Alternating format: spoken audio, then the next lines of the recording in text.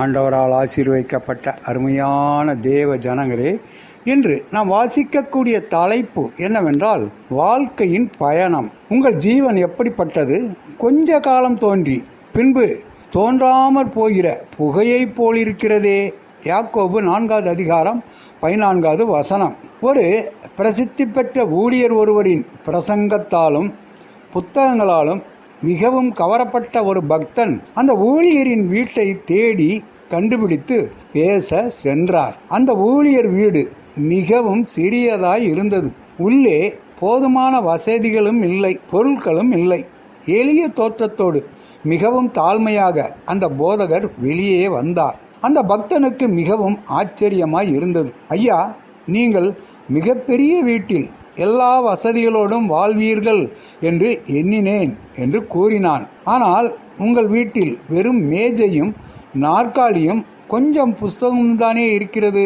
இவ்வளவுதானா உங்கள் உடைமைகள் என்று திருப்பி கேட்டான். அதற்கு அந்த பக்தன், ஐயா, நான் ஒரு பிரயாணிதானே, உங்களை பார்த்துவிட்டு திரும்பிச் செல்ல வேண்டியவன்தானே. ஆகவே என் பையில் கொஞ்சம் துணிகளே உள்ளன என்று பதிலளித்தான். உடனே ஊழியர், நாம் எல்லோரும் எப்பொழுதும் அப்படியே எண்ண வேண்டும்.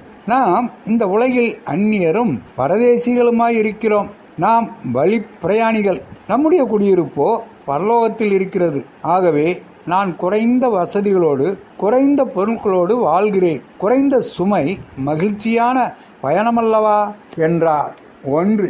நாம் பரதேசிகள். பூமியிலே நான் பரதேசி. சங்கீதம் 119வது அதிகாரம் 19வது வசனம். தெரிந்து கொள்ளப்பட்ட பரதேசிகள். 1 பேதுரு 1வது அதிகாரம் 2வது வசனம். பூமியின் மேல் அந்நியரும் பரதேசிகளும். எபிரேயர் 11வது அதிகாரம் 13வது வசனம். நிழல் போன்ற வாழ்க்கை, பறந்து போகும் வாழ்க்கை. அதாவது என் நாட்கள் அஞ்சற்காரர் ஓட்டத்திலும் தீவிரமாய் இருக்கிறது. அவைகள் நன்மையை காணாமல் பறந்து போகும். யோபு 9வது அதிகாரம் 25வது வசனம். மாயையான வாழ்க்கை. இதோ என் நாட்களை 4 விரற்கடையளவாக்கினீர். என் ஆயுசு உமது பார்வைக்கு இல்லாதது போல் இருக்கிறது. எந்த மனுஷனும் மாயையே என்பது நிச்சயம். சங்கீதம் 39வது அதிகாரம் 5வது வசனம். 4. நிலையற்ற வாழ்க்கை.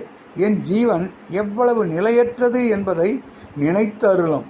மனு புத்திரர் யாவரையும் வீணாக சிருஷ்டிக்க வேண்டியது என்ன? சங்கீதம் 89வது அதிகாரம் 47வது வசனம். 5.